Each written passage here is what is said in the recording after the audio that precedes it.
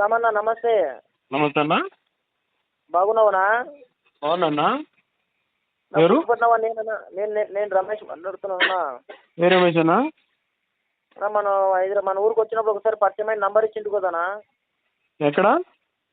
మన కొండాపురం రంగారెడ్డి డిస్టిక్. నాకు గుర్తు రాలేదు. అదే సెంటరింగ్ సప్లై చేస్తావు కదనా? అవును. అయ్యే ఒకసారి వచ్చింటానా, నేను ఒక పని ఉంటే ఏమన్నా చూడనా అని ఒకసారి వచ్చింటానమాట నేను మన షాప్ దగ్గరికి. ఓకే, దేని గురించి వచ్చారు అప్పుడు? అన్నా ఏమన్నా పని ఉంటాను చూడని వచ్చింటానా. అవునా, సార్ చెప్పండి. బాగున్నావునా? బాగున్నా చెప్పండి. 10 మంది వస్తారు పోతారు కదా, మనిషి చూస్తే గుర్తుపడతావు. ఓకే అండి, చెప్పండి ఏం కావాలి? నువ్వు బిజీలో ఉన్నావనా? అవునన్నా.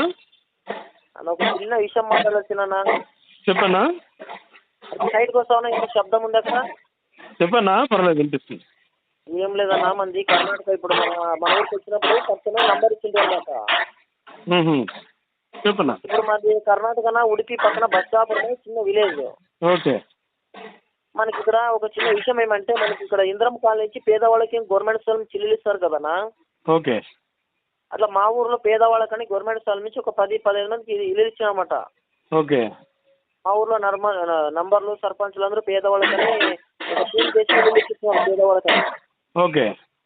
అట్లా ఇప్పించింటే మన ఇంటి పక్కన వడ్డే మేసిన క్యాపే మేసి రాళ్ళపల్లి కొడుతు వడ్డే వాళ్ళు. ఆ వడ్డే ముసలాయన మా ఇంటి పక్కన, ఆ ముసలాయనకి ఆ కాలంలో వాళ్ళ తాతలు ముత్తాలు సంపాదించినది ఒక శివాలయం గుడి దగ్గర 4-5 సెంట్లు స్థలం ఉండేదన్నమాట. ఓకే. ఈ ఉడిపి అంటే కొంచెం టూరిస్ట్ ప్లేస్ కదా, రాజులు పరిపాలించిన కోటలు, బంగ్లాలు, శివాలయం గుడి అని చాలా ఉన్నాయండి ఇక్కడ. ఓకే. కొత్త ప్రభుత్వం కదా అంత డెమోలిష్ చేసి అంత ఇల్లు స్థలాలు ఇచ్చేస్తున్నారు కదా. ఆ ముసలాయన స్థలంలో కూడా ఉండేది శివాలయం కూడా, అది క్లీన్ చేసేసారు అనమాట. ఓకే. ఇంకేం మంది ఇంకేం ఇల్లు వచ్చింది కదా గవర్నమెంట్ స్థలం నుంచి, ఇల్లు అన్నా కట్టించుకుంటే గులాబీ తీస్తే ఈ బేస్మెంట్ కట్టినాక బిల్లులు పడతాయి కదా గవర్నమెంట్ నుంచి.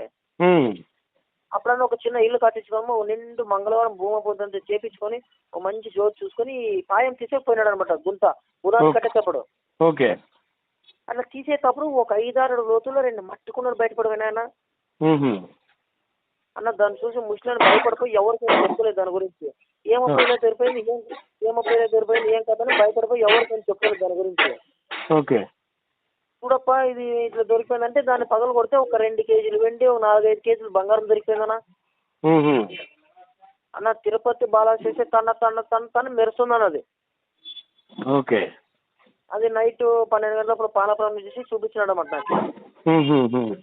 రమేష్ ఇక్కడ స్ప్రెడ్ అయిపోతే వాళ్ళు రాజకీయ నాయకులు వాళ్ళు వీళ్ళు పీక్కోపోతారు, వాళ్ళని ఇద్దాము చేతికి వచ్చిన నోటికి రాకుండా వెళ్ళిపోతుంది. మనకి మంచి మనకి నమ్మకం ఎవరైనా ఉంటే చూడు, మన ఆంధ్ర సైడ్ ఎవరైనా దూరంగా అమ్మేద్దాం గవర్నమెంట్ రేట్ అంతా మాట్లాడుకుని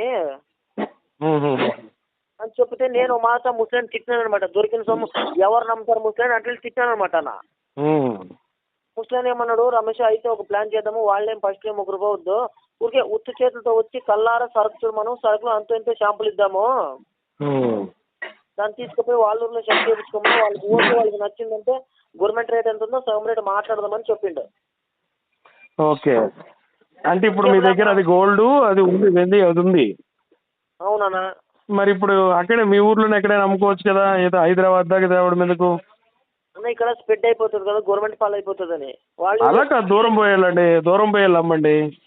కాదనా, ఇవి వాళ్ళు వీళ్ళు కలిసి ఈ రాజకీయ నాయకుల ముందే వాళ్ళు వెళ్తే ఇట్లా ఇప్పుడు మా స్థలంలో మేమంతా ఇల్లు ఇప్పించింటే మాకు ఇవ్వకుండా పీక్కోపోతారని భయపడిపోయినాడు. ఎవరికి తెలియదు అది. ఏం భయపడద్దని చెప్పు, నాలంటాడు వాడు బకరాగాడు దొరుకుతాడు, వాడికి ప్లాన్ చేయమని చెప్పు. అంత పిచ్చోళ్ళు ఇక్కడ ఎవరు లేరు తమ్మి.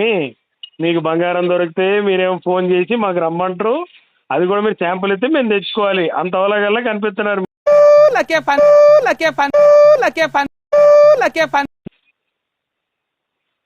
ఫోన్ కట్ చేస్తున్నావా లేదా?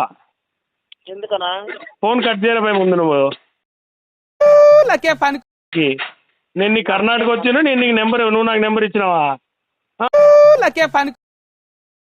కట్ చేయ ముందు. ఇంకా ఎవడో పనికి మళ్ళీ పట్టుకో. నా షాప్కే వచ్చేవచ్చు కదా, మంచిగా పని చేసుకోవచ్చు కదా, 20,000 జీతం ఇస్తాను. ఎవడెవడికో ఫోన్లు చేసి ఎవడో బకరాగాడు దొరుకుతాడు.